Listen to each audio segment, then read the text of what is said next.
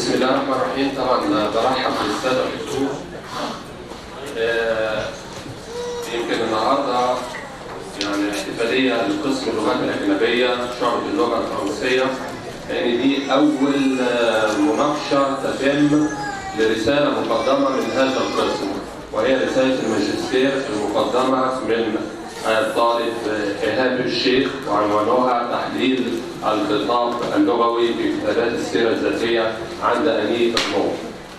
برحب بكل السادة الحضور. يعني لو لدي الوقت يعني هذكر اسم وإن شاء الله تكون رسالة موفقة بإذن الله.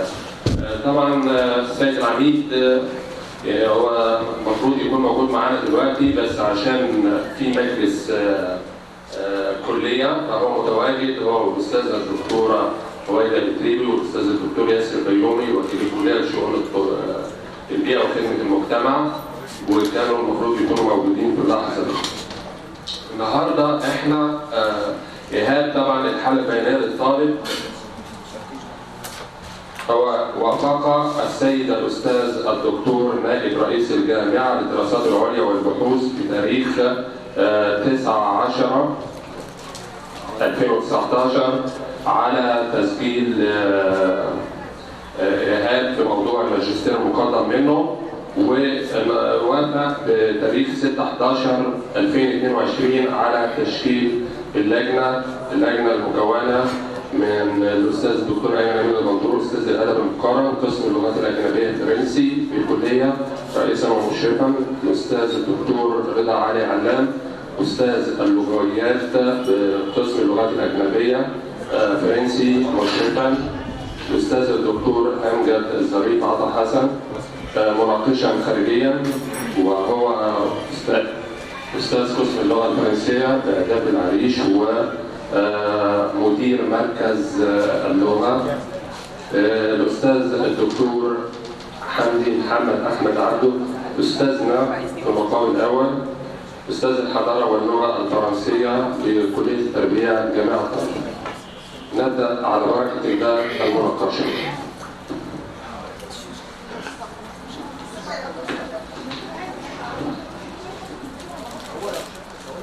Tout d'abord, j'ai lu de paragraphe, ensuite je présente la traduction. هقول باراجرافين فقط وهذا الترجمة عشان حضراتكم. Malgré cette stagflation accompagnée d'une inflation, il y a quelque chose de joli, quelque chose de beau, comme l'avait dit Jacques Prévert dans son poème pour faire le portrait d'un oiseau. Cependant, cette beauté concerne la recherche scientifique présentée aujourd'hui par M. Hamchir. يعني نقول بالرغم من حالة الكساد المتبوعة بغلاء الأسعار ما زال هناك شيئا جميلا كما يقول جاك بريفير في قصيدة كيف ترسم طائرا. هذا الشيء الجميل هو البحث العلمي من خلال رسالة مقدمة من M. Hamchir. À ce moment où je suis assis à la tribune, j'ai l'honneur d'exprimer volontairement ma reconnaissance à ma chère professeure Nadia Ali. C'est elle qui m'a aidé à être présent aujourd'hui dans cette place.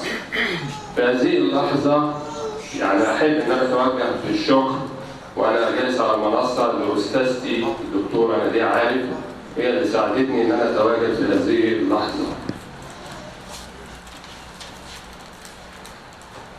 On commence par le remerciement. Je remercie Monsieur le professeur Hamdi Abdo, professeur de langue et de civilisation française qui a accepté d'être parmi nous, d'être parmi les membres de ce jury, bien qu'il ait mal à ses yeux. الدكتور حمدي حاضر معانا النهارده بالرغم ان هو عمل عمليه ميه بيضاء في عين ولسه في عين تانيه. Presque il y a 2 mois, il a subi une opération des cataractes. Il lui reste encore un autre qu'il a retardé afin d'être présent aujourd'hui. Lorsqu'il a pris la thèse, il a remarqué la ligne minimale J'ai proposé de réimprimer la thèse afin que la ligne devienne plus claire et l'a diffusée d'une manière catégorique. C'est notre professeur Hamdi Abdou qui porte en lui un cœur angélique.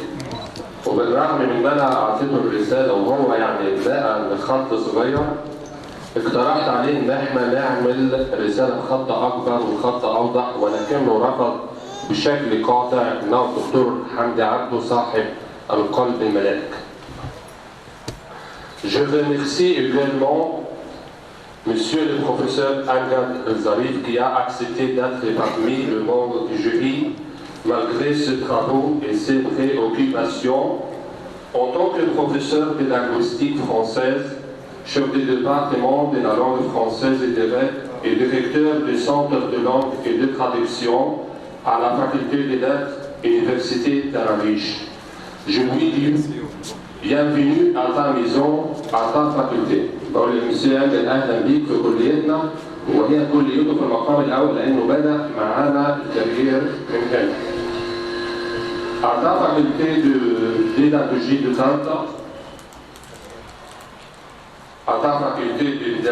Tanta, témoin des débuts de ta carrière professionnelle.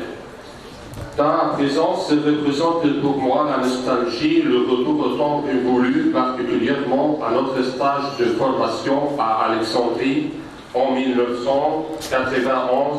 Moi, toi, notre ami, monsieur Hichem Bider, le professeur de la civilisation française. يعني هو بيرجعني الحنين الماضي من خلال دفعة 93. Il y a un roman de Victor Hugo qui s'appelle 93. في رواية دكتور هوغو اسمها 93 فاحنا دفعة 93. La promotion 93 a présenté beaucoup d'assistants. قدمت الكثير من المعيدين de Mansoura, M. Amgad, M. Hichem, de la faculté des lettres de Chibinilkom, 4 assistants. 4 معيدين طلعوا من آداب Chibinilkom. Parmi ce membre, M. Nour Sokki, le conseiller culturel à Paris. يعني من ضمن هذه الدفعة يعني توأمي دكتور نور السبكي وهو مستشار الثقافي في باريس دلوقتي.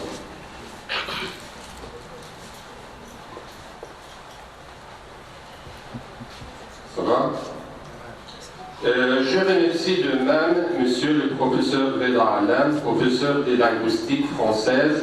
Il a bien guidé les chercheurs en ce qui concerne les côtés linguistiques, en lui présentant des conseils pertinents.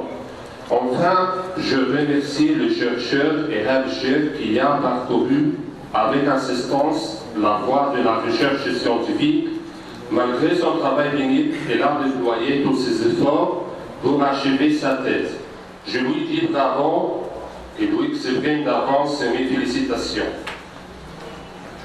En ce qui concerne Ali Ernon, né en 1940, qui est professeur de lettres et écrivain française, كاتبة لها موضوع البحث Ali Ernon, elle a écrit presque 24 romans dont nous pouvons citer Les Armoires vides 1974 et La femme gelée 1981, La place 1983, Une femme 1988, Version 5 1992. Je ne suis pas sorti de ma nuit, arrivons jusqu'à ce qui a poussé أو كل هذا الكلام ce qui a poussé monsieur le professeur Kamal Okasha, vice-recteur pour les études supérieures, à faire l'éloge d'EHAB et à son choix.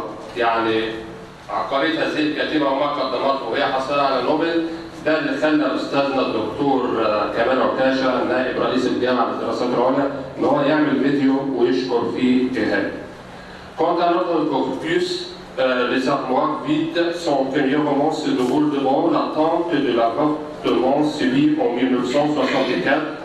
Pendant cette période, l'héroïne du roman se remémore son enfance et son adolescence. La structure des textes suit ce procédé de la mémoire. En se référant du temps en temps à l'événement présent que vit la jeune femme.